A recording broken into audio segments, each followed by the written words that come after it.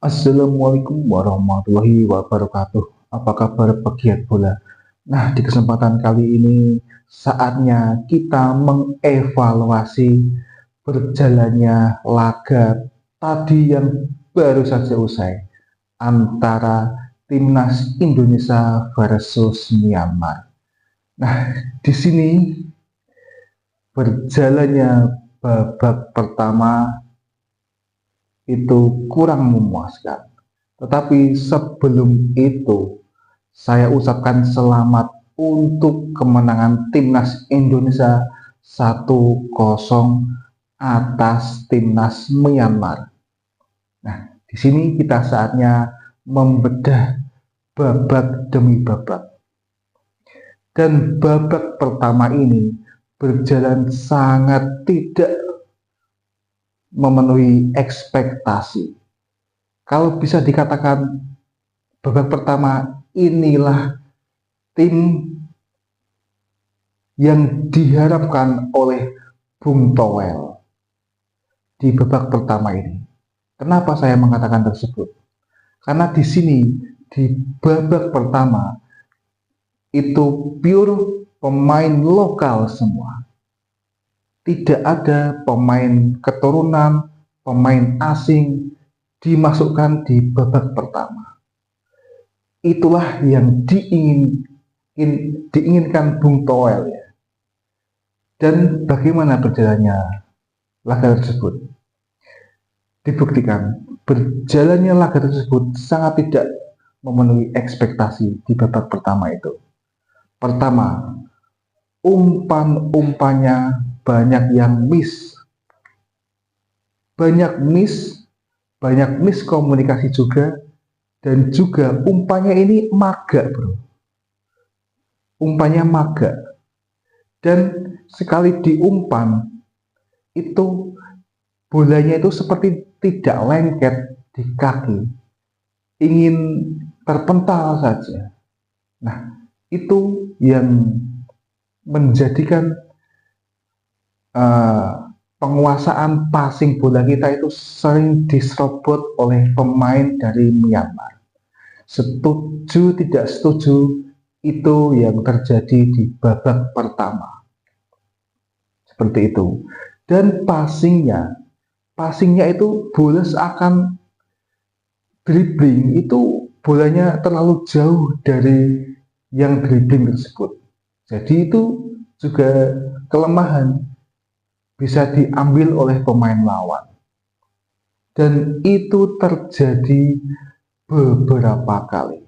Sampai di menit, kalau tidak salah mendekati menit ke-30 babak pertama, itu timnas Indonesia ini sedikit demi sedikit bisa mengatur ritme permainannya. Umpan 1-2 itu lebih bisa dilakukan di menit tersebut. Tetapi kesalahan juga tetap dilakukan. Miskomunikasi, mispassing bola, tidak ada pressing yang ketat. Itu yang harus dievaluasi. Meminimalisir kesalahan itu juga. Dan di babak pertama ini banyak sekali umpan lambung ke depan. Itu bisa dikatakan kurang efektif ya. Nah, di sini bahkan Myanmar ini lebih dulu menekan timnas kita. Di menit-menit awal timnas kita tertekan. Di sisi kiri penyerangan dari Myanmar atau di sisi kanan pertahanan dari Indonesia diobrak-abrik. Umpan ke area gawang dan disontek pemain dari Myanmar. Untung saja tidak on target, jadi gawang Indonesia ini aman. Tetapi ini sangat berbeda sekali pada saat memasuki babak kedua. Dan apa yang membuat permainannya itu berbeda? Yang pastinya itu pergantian pemain. Struijk masuk, Asnawi masuk, dan Detan juga masuk.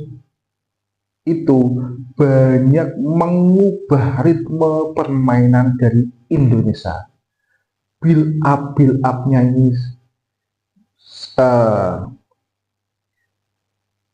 banyak terjadi. Lini serangannya itu semakin kreatif atas memasukkan 3 pemain itu di babak kedua, dan dibuktikan dengan 1 gol di babak kedua.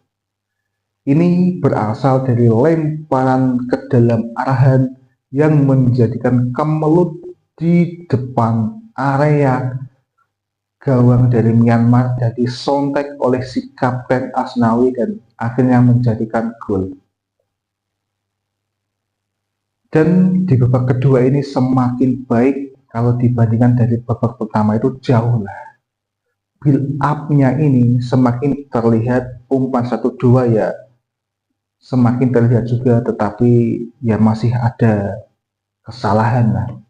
Ya nggak apa-apa, itu ini kan laga debut pemain-pemain tersebut main dalam satu tim, laga debutnya.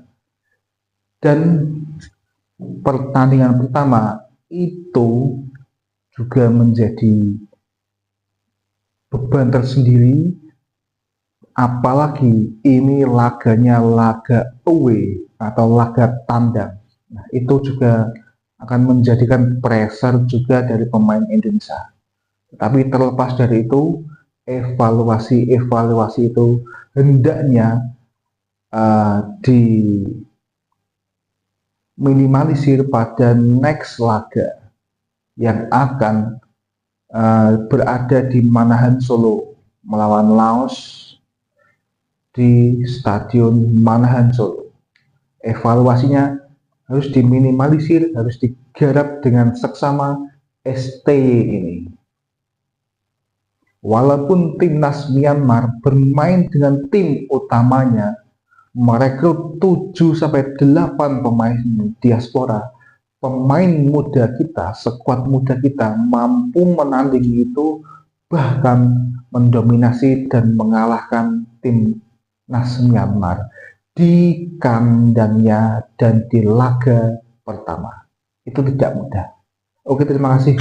Selamat sekali lagi untuk timnas Indonesia, dan semoga bisa mengejar target menjadi juara AFF atau ASEAN Cup 2024 ini. Oke, terima kasih.